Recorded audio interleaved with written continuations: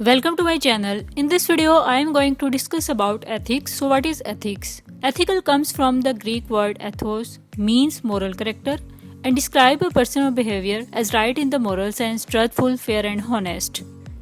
Ethics are the set of values and principles which decide the difference between right and wrong. Ethics are the guiding force which helps you to do the right things though it involves danger. Ethics affect not only personal life but also professional life. Also, we can say that ethics is a part of philosophy that deals with good and evil. Ethics tries to answer questions like what actions are good, what actions are evil, how can we tell the difference, are good and evil the same, how should we make hard decisions that might help or hurt other people, how do our action affect others.